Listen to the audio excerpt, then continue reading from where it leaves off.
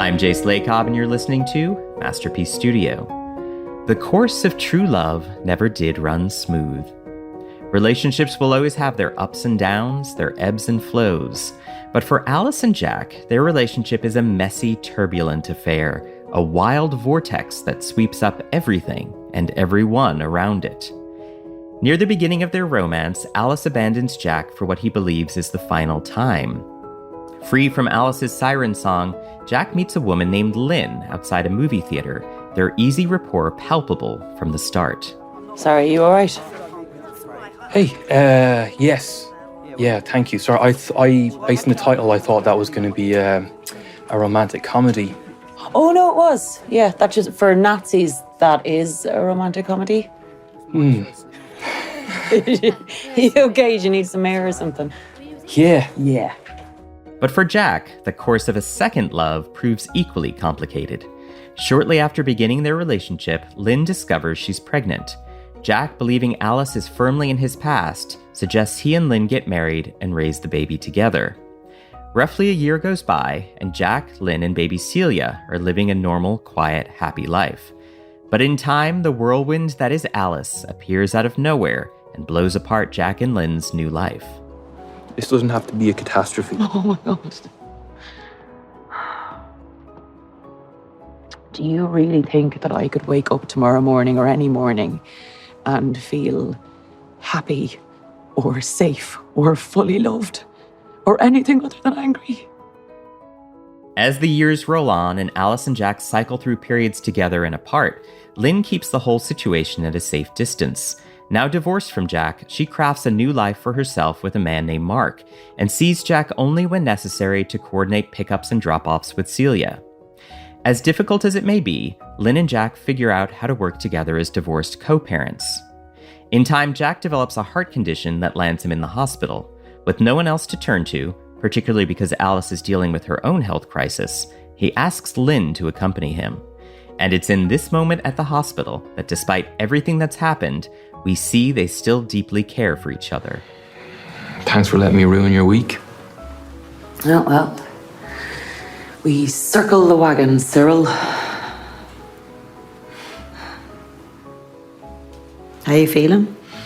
I'm grand. It's probably just stress. Yeah, exactly. I mean, sure, we'll see. How's Alice? This week, we talk with actor Aisling Bea about how Lynn manages to keep her head above water despite the chaos and unpredictability of Alice and Jack.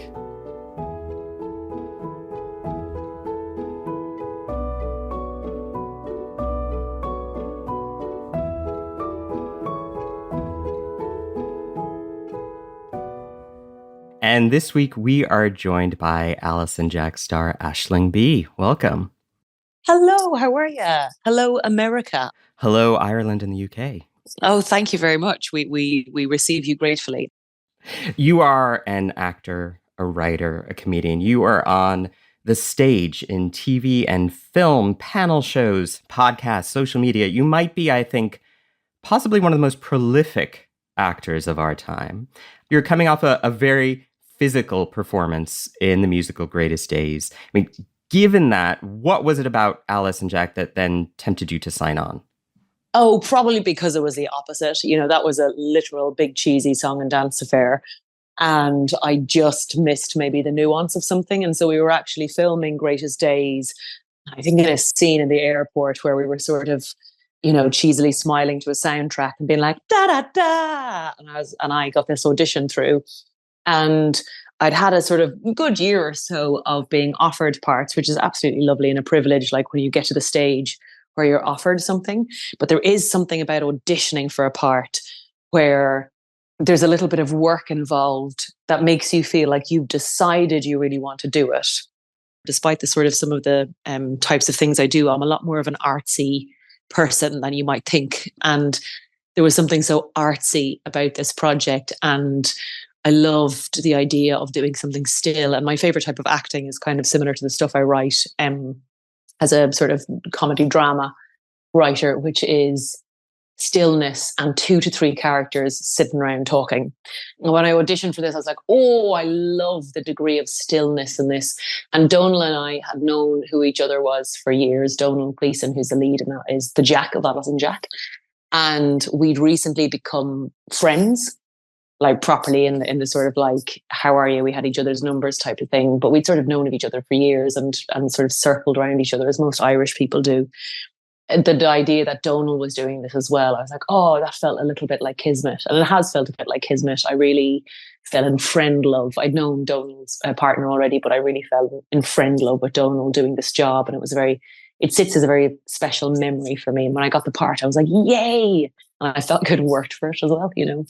Oh, I mean, so you mentioned Donal, also among the cast, Academy Award nominee Andrea Riseborough, who I hear made your first day particularly memorable.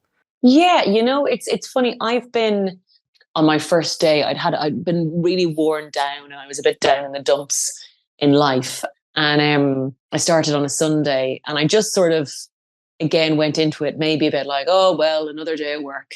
And in the car, she had post-its, and I didn't even know. Like, I've known who she is for years, and she's one of the best actresses. And she was an exec producer, as was Donal, on this job. And she didn't need to do this at all, but it's something I'd done in my show. And I don't see many producery people do, but she left post-its all over the car saying like, can't believe we have you. Well done. Amazing. Love you. And then when I got into the dressing room, she had post-its on my like mirror. And I cannot tell you like the degree to which that just made my month. Was really huge. And it was from someone I really respected as well, but it was a human sort of kindness that had nothing to do with work or networking or like I'm not of any value to her. Do you know what I mean? It just felt like a very kind thing to do from someone who didn't even know me. And it was just a really lovely, just one of those things that was just really gorgeous and is a testament to who she is as a person as well, you know? Oh, I love that. We first meet Lynn in episode 1 of Alice and Jack when we learn that the titular pair have gone their separate ways. Jack now has a wife and a daughter, and he has a life without Alice. When you were reading that first script, what did you make of Lynn as a character? Well, I love the women who don't get their own movie in the story. And I love bringing nuance to characters which often get, like, you know, there's a problem with how gender is written generally. Among many other things like race, sexuality, and everything in scripts generally. Like there's a real dearth of nuance with a lot of characters who fall into cartoonish, you know, tropes. And I'll nearly always have a word with writers and stuff like that about like, oh, this is a bit on the nose. Can we change this? Or can we add a joke here to flesh out a character? Because it's something I'm quite passionate about, because television and stories have a great way of kind of helping people understand their own psyche or, you know, what's going on. And so with Lynn, I was like, oh, this character can be, I can't believe you've someone else. Goodbye, Jack. You know, it can be that if you want to play it that way. But I love the idea, which I know doesn't sound very ambitious, but I actually love playing supporting characters. First of all, you don't have the pressure of holding the whole thing together. Second of all, you're not tired. I remember the first time I was actually a lead in something was my own show. And I was like, oh my God, I wrote myself into every scene. I'm so stupid. There's no time for lunch. What have I done? Like it's actually like heavy as a head who wears a crown type of thing. And I loved playing the supporting character where I was like, oh, I'm going to give her some jokes. I'm going to give her some edges. And I think for me, being a writer as well, I suppose my idea would always be like, make it difficult for them to decide who's who, like give the audience too many, like, oh no, you should have gone with her, and what about that? And like, you know, that's always an interesting, fun thing to play as well, you know? I love the fact that she does sort of throw off the audience's expectations of what a side or supporting character is. She does exude this inner life of her own. And unlike a lot of TV characters, she exists even when she's not on screen. And I think yes, you worked so well to give her this sense that she is the hero of her own story, even if we don't get to see all of it. I mean, I will say that like Vic Levin, who wrote the show, and the producers let me as well. And so Vic allowed me to sort of like flesh it out and allowed kind of myself and Donal to kind of like have a little bit of improv here and there and find what was a natural chemistry. Because when you write something, there's a version that's in your head, then there's a version you cast, then there's a version you film, and then there's a version you edit. And I know from a writing point of view, it takes like, I still haven't learned that, oh my God, you've finally got your script finished. Yay. And the degree to which it changes and becomes a collaboration, or everyone's thing or doesn't, is such a learning curve that you can only learn by being in it. So I'm always aware of, like, if you want to change something, that can actually be someone's just tired and heartbroken. They're like, oh God, I worked for ages on that line. But I love when someone's like, oh, great, this is finally me not having to do it on my own, because it's very lonely writing, or, accents or whatever it is. When people are in something, that I love when writers allow the actors to sort of have that level of, like, okay, so can I help you with this? Because I think I know what you're trying to get, And that was a pitch to call it Alice and Jack and Lynn, I imagine. Oh, no, just Lynn. I'm Lynn. Just Lynn. Yeah, it was my big pitch, but Vic didn't go for that one. I mean, the first scene with Lynn and Jack to me is so brilliant, because it sets up not only the intimacy between these two, but the stakes, that this is a real life that they're having. And Lynn in that scene is presented as being strong, smart, funny, and really an ideal spouse. I love her sort of playing toast, after he's burning the sausages. Well, she teases him about his ex, and she's bouncing his baby daughter around. Yeah, and what I wanted to play in that scene was, like, the degree to which she's fine with an ex calling, that the audience will know she shouldn't be fine, but she's so, like, oh my God, hilarious. Rather than to play, there's a version of playing it, I suppose, mysterious, where you're like, who's Alice? Who's Alice? But the degree to which you would want to think from a tension point of view that she doesn't know a truck is driving towards her, creates more tension than, like, me being super mysterious about it all. Jack has his moments where he can tell Lynn who Alice is and what she means to him. And the first really comes in this scene where he does downplay their relationship and simply describes her as his ex. Lovey. Yeah. Who's Alice? Alice? She's an ex. Oh, she's an ex. Oh no. Do you want to take it? Nah. Nah? Do you think, had Jack come clean here, or earlier when Lynn learned she's pregnant with Celia, they could have perhaps saved their marriage had he just been honest? Yes, I do. I think honesty, anything's mountable when you talk about it and when you open it. And this is us going into TED Talk territory, I'm aware. But in terms of this being very much a relationship driven thing, I think secrets and lack of trust, once that's broken, are very hard to rebuild. And it's embarrassing. And the stakes for someone saying yes when you're having a baby, like the genderedness of that sort of emotional cowardice, is the stakes are so huge and gendered. And it's one of those things where generally the idea of ghosting or people not telling someone is a version of hiding or lying or not telling someone because they're afraid of the fallout or they're afraid of upsetting people. But by being afraid to upset people, you avoid. It's sort of like just like adding more weight to something that's coming their way anyways. And I think as a society, we're afraid to upset people in the moment rather than give them the benefit of allowing them the full information to sort of go on things, and manage information. And I think that's what happens here. He's sort of like, maybe he doesn't want to admit it to himself, or there's also an element of when someone knows.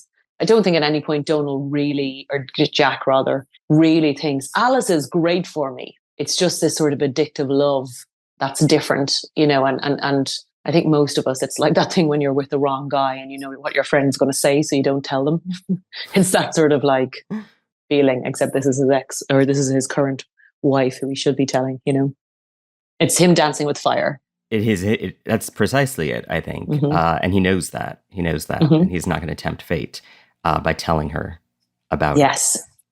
We see Jack and Lynn's first meeting and their early dating through Jack's eyes. And those scenes are presented as flashbacks, but they're also narrated in a way by Jack to Alice.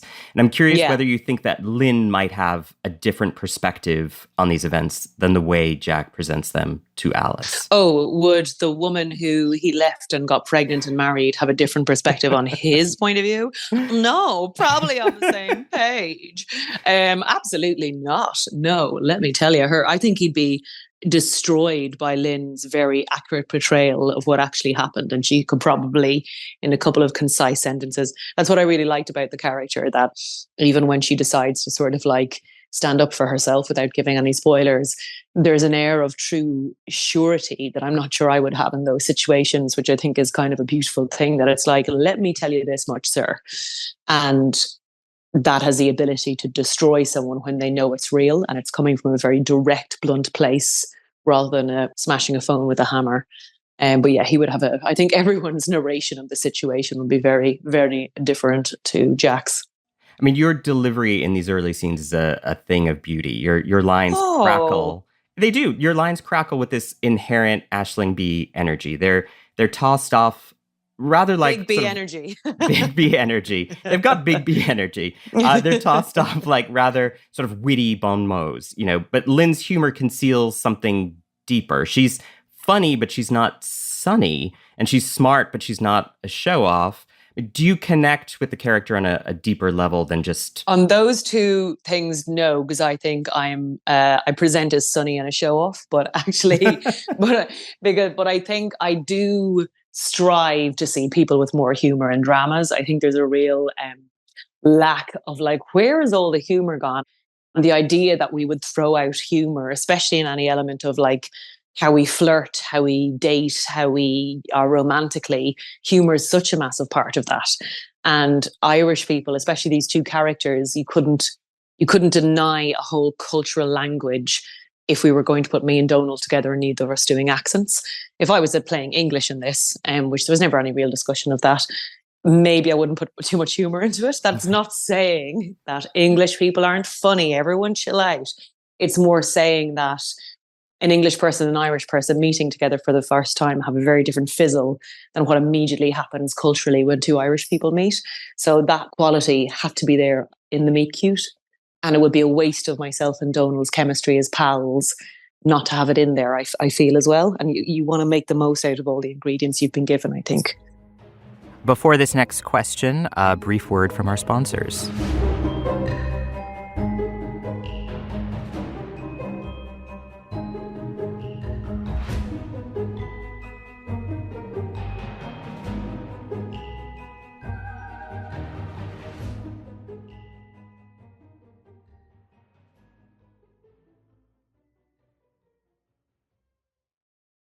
Ocean voyages, expeditions, river journeys. Viking is dedicated to bringing travelers closer to the destination, offering a small ship experience and a shore excursion in every port. Learn more at Viking.com. Lynn has a deeper understanding of Seven Beauties than Jack does. I think what the director is saying, she says that it should make emotional rather than logical sense. So That's all the best things, maybe. yeah, maybe. All I know is that it just reaches into my chest and moves my lungs around. I love it. Is this a meta commentary on the nature of love itself, that it isn't always logical, but inherently emotional?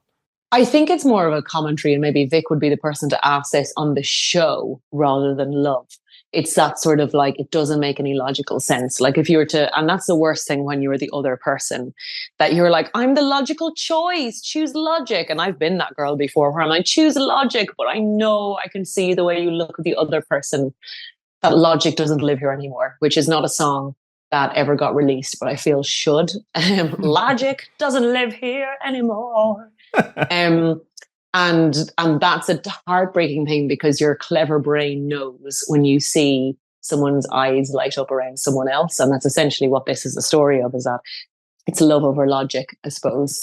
And yeah, so I think it's more a commentary on that. But I like that quality of Lynn that is maybe different to me, which is that she would go and watch that film very confidently, come out and be able to take the piss out of him, but also talk genuinely about her feelings on it. And I think if that was me, I'd be a lot more, look, sure, I accidentally bought the wrong thing too. And you would hide how much you enjoy serious art house films. So I love that quality about her character. And that was a little bit of work finding that for me, how she would sort of say how much she loved it without a gag. And it was a nice little thing to sort of sit with that type of person who doesn't, she's funny, but she doesn't need to make jokes, which I suppose is quite different to myself and Donal too. Donal's a good old gag smith. He's a very, very funny person. Which begs the question. So what is Donal like as a scene partner? What did he bring to these shared scenes? Oh, gorgeous. So happy and brilliant. You know what it is? Donal seemed to have an unending amount of energy for each scene that he was doing. And if I was struggling with something, I was very aware that he had, you know, some shoot days don't happen in order, as I'm sure you well know. But for anyone listening, like, because of locations, which are the priority when you're shooting, you could be doing like, "You dead, Henry? Oh, it's the best day of my life. I'm about to be attacked by a zombie," all in one day. And the next day you just keep on going into shops going, "Coffee, please." And you're like, "Oh, could you not have split these up?" And the answer is no, because of locations and budgeting and filming. And it's a lot less artistic, you know, when you're making stuff. And I was very aware of the fact that like Donal had reams of lines and dialogue and really emotional, full-on scenes. And they had so much weight to carry, the two of them. And Donal would still stop and give me the time, which he didn't need to do. And it wasn't just because we're pals. It was like, I can see that's what type of actor he is, that he just cared about every scene in a really artsy way. And he must get a lot of energy from caring about each project. And that he would give me so much time, it was a really lovely thing. And that came from the atmosphere on set was particularly lovely. We had two great directors, Juho Kuzmanin, who was the director I mostly work with, and Hung Kau's I only did one scene with him, who was also very dry and funny. And they were both really dry-witted and made loads of room for humour. And I find that such a relief and a lovely way to work, because you're never worried. You know, you don't have to walk around a drama like it's a funeral. You can still have a laugh and then decide to go into your scenes. And I really value that way of working, because it feels a lot more collaborative with the crew. There was a real camaraderie when we were making this and afterwards. You know, I hadn't gone to the pub with crew members in so long, not because nobody invites me, but because we weren't allowed with COVID. And because we shot this in the summer, and I think you can see that reflected in how beautiful London looks in the show. It had been so long since we'd been allowed to do that, and sort of, I suppose, showed me what we'd really missed about work. But you were always afraid to complain about it because you were working during the pandemic. But actually the bit of like the job feeling good and going home feeling like you'd been at work with a nice group of people, I didn't realize how actually essential that was to my mental health. And after this, sometimes we go for a pint or something on the Friday or the Saturday when we'd wrap with the other crew members and stuff. And I just missed that. And it was just so nice, because it just allows a little release valve on what you're doing, you know. They end up staying together. She gets pregnant with Celia. She sees on television where he is, that he's with Alice, after claiming he was going to Kent to see a pregnant woman who has syphilis. And it is this huge sense of betrayal, and compounding that is this scene where he does tell her the truth that he's thought about Alice 100% of the days that he and Lynn have been together. Is this when a lie would have perhaps been kinder? No, I don't think so. I think he's stupid in how he phrases it. In that, does he have to say 100% of the days? But the brutal honesty, I think he knows the only gift left he can give this person who he does love and respects more than anything, not just loves, but respects, is full honesty. And I would expect the same, hard as it is. It means there are no more surprises coming. Because if I have a big discussion with someone and then I have to keep on finding out stuff, again, your trust is broken. So she can make a full decision for her own life. And that's about the only autonomy he gives her back, is by being so honest. And then what a moment you get as Lynn. We shouldn't be rushing into any decisions. Oh, my friend, hear me. I may be less experienced than you in the wonders of love, but I do know one thing. And that is that I am nobody's consolation prize. It is this moment of profound inner strength on Lynn's part. What does she feel here, and how satisfying was it to smash Jack's mobile with that meat mallet? It was satisfying, but we'd also had a really long day we did 2 days back to back with good baby scenes and then bad baby scenes. And the good baby scenes were all very loving. And then we did all the bad baby scenes. And I don't say bad baby that the baby was bad, but as an actor, the baby came to set with a bit of an attitude the second day.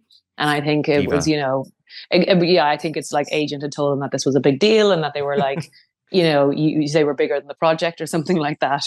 But myself and Donal had a really tough day with a crying baby. And because they get a young baby in to play the baby, like it wasn't secretly Daniel Day-Lewis or anything like that. The baby was played by a baby. That baby was crying and the mother was so lovely. She didn't mind. But as a person holding someone else's baby, knowing what you're doing is making a baby cry, just standing and not letting it be with his mother, it's very viscerally upsetting. Now, in hindsight, that was probably great to get us to the evening's scene because I was really tired and like felt like I'd done something wrong. But I knew I hadn't. The baby was fine, the mother was fine, but I felt like I'd hurt a baby. And so I was like, ah. So I was ready for a couple of crying scenes. I was like, yeah, hit me up. And so that's the one that was sort of, at least Yuho, who was the director, led us a lot of times to kind of play around with it and stuff like that within reason.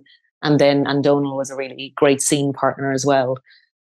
Just with that, because when I do find having ADHD when I'm doing scenes that require focus and big wordy scenes, or you have to stay in something, like when you're that upset in a scene, it's like your body doesn't want you to be upset and wants to try and calm you down. And the key with like doing emotional scenes is trying to work out how to stay in it when someone yells cut, and you might have to do it 15 times. And then there's like, okay, can we step in? Can we check it for makeup? Okay, the camera's going to go over there. Okay, there. Oh, hello, how's your weekend? You looking forward to it? Oh, yeah, great. And you're hearing all this stuff and you're like, just remember you're heartbroken. Just remember you're heartbroken. Aisling, can I get you a cup of tea? Would you like a biscuit? I have a really nice biscuit for you. I'd love a biscuit. Thank you. Are you okay? No, I'm just trying to stay in the scene. So there's a lot of that stuff, especially when you've ADHD, which is quite like you either stay in it so hyper-focusedly, or it can be really hard not to feel like you're faking it. And once you sort of feel like you're faking the moment, it's hard to know what to hold on to. And then you're trying to go, oh, do you remember the time everyone in the world died? And so that sort of scene, in terms of the satisfaction of it as an actor, when you feel like you've done it well or you found a potential truth, that always feels good if you feel like you service the writing and the other actor, like you did your good work. But I don't know that you ever feel like that, because again, you're breaking it up. You're doing it from different angles. You don't know how they're going to edit it together as well as the other thing.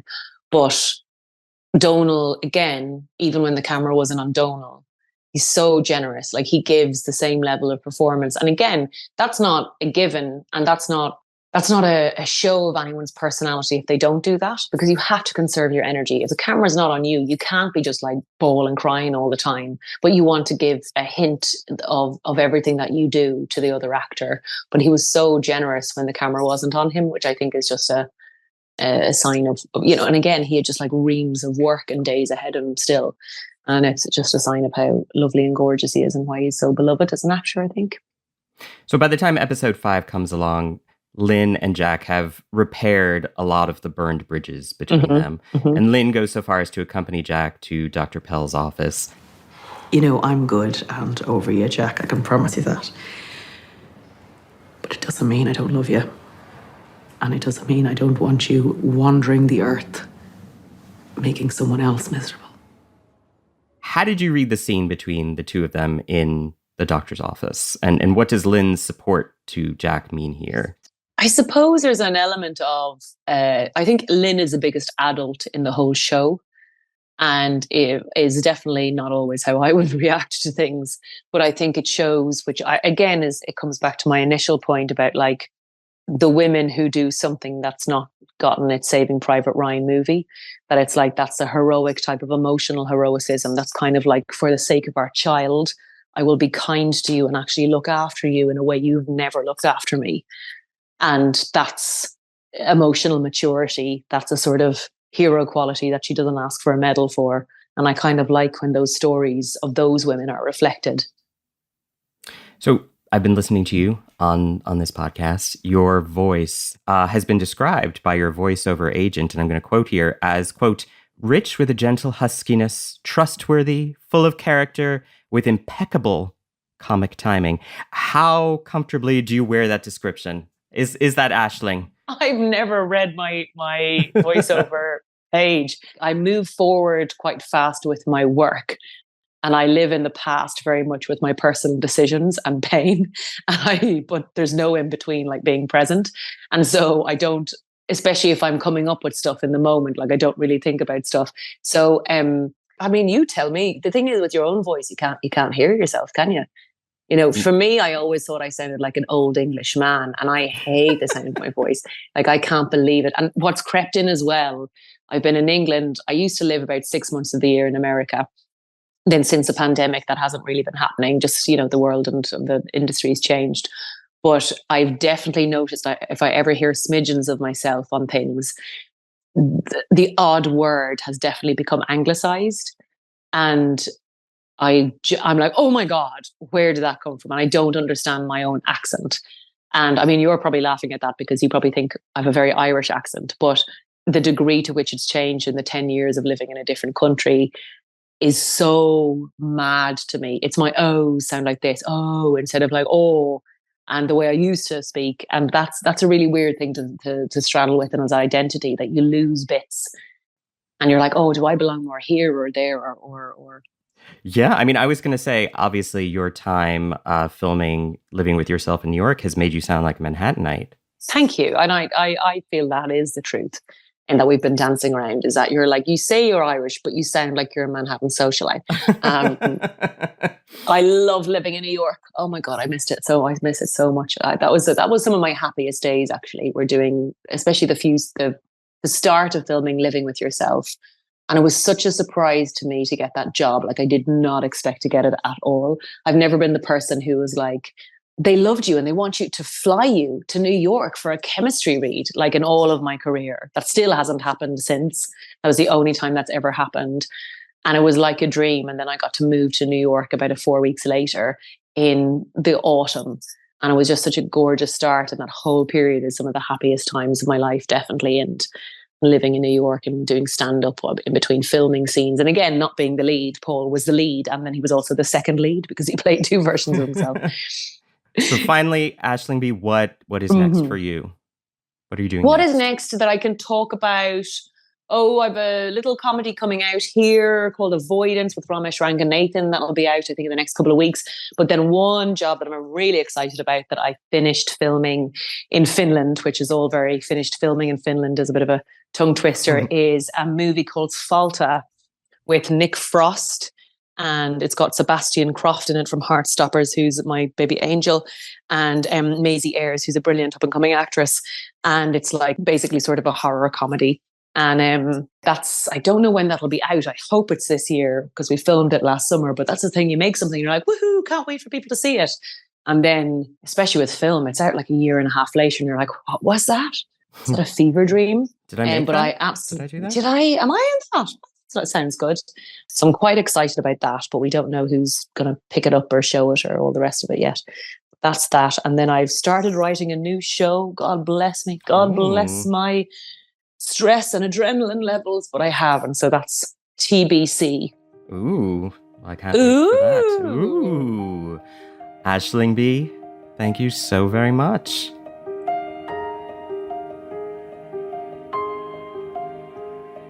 Next time, Alice's condition worsens and Jack pays her a visit in the hospital. No more flowers. It's a standing order, I'm afraid. Yeah, just save your money and buy a small island. You hungry? No, but thank you. Join us next week as we talk with Alice herself, actor Andrea Riseborough, about the final episode of Alice and Jack and look back on the series as a whole.